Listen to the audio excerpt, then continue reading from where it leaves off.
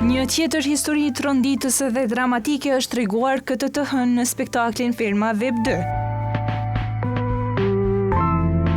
Gjatë javës, Ylli ka zbuluar se jashtë shtëpisë ka qenë i martuar, por tashmë ka nisur procesin e divorcit. Kjo deklarat nuk është pritur mirë nga gruaja e tij, e cila ka dhënë një verzion tjetër të historisë. Ajo ka dërguar një letër në redaksinë e Ferma Web 2, ku sqaron se me Yllin ka bashkëjetuar vetëm 2 javë. Ajo thotë se janë martuar vetëm në gjendje civile dhe se nuk ka pasur asnjë dasmë mes tyre.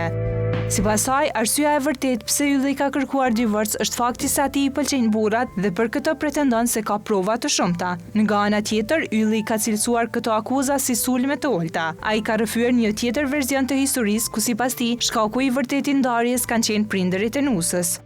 Ai thotë se ata donin ta kishin në urdhrat e tyre, por ai nuk mund ta pranonte këtë. Më tutje, ai tha se gjatë kohës që shndroi në familjen e tyre, është ofenduar dhe fyer nga ta.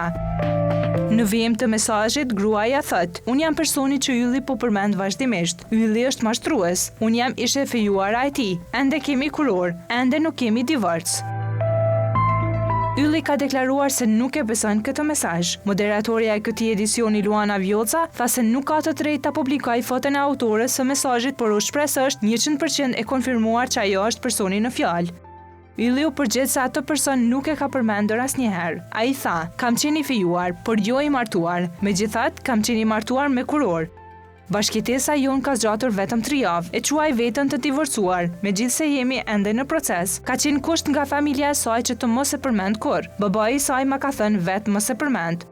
Vazhdimi i mesazhit nga gruaja: "Kam qenë në një lidhje me këtë person për 8 vite, një periudhë gjatë e mbështetur mbi dashuri dhe plane të përbashkëta. Në vitin 2022 vendosëm të fejohemi, ndërsa në vitin 2023 u martuam. Gjatë kësaj kohe ai jetonte në Kosovë dhe unë në Gjermani. Në vitin 2024 ai erdhi në Gjermani për 2 javë. Këtë mundësi ja dha babai im. Gjatë kësaj kohe fillova të kem dyshime se ai ishte më interesuar për burra se sa për gra. Kam prova. Fatkeqësisht, pas një konflikti, ai u largua papritur. Kam bërë përpjekje të vazhdueshme për të komunikuar, por ai na ka bllokuar. Aktualisht jemi ende të martuar dhe nuk ka asnjë proces divorci në zhvillim. Prindërit tanë janë takuar dhe kanë rënë dakord që këto çështje të diskutohen vetëm kur të jemi në Kosovë. Kjo situatë më ka lënduar shumë. Ai po e përdor historinë tonë për të përfituar. I kërkoj ta ndalojmë menjëherë."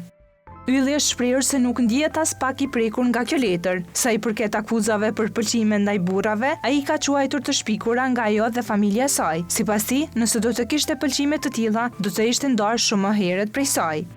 Dyshime për orientimin seksual të Yllit kishte hedhur edhe ish banori nga Nigermia, i cili deklaroi: "Shumica e banorëve janë si ato gra që duan të marrin vëmendje. Fillimisht mendova që Ylli është gay dhe hala besoj e kam të drejtën e botës me mendu." Ndërsa Ylli u përgjigj: "Është mendimi yt, por jo me shpik gjëra të pavërteta."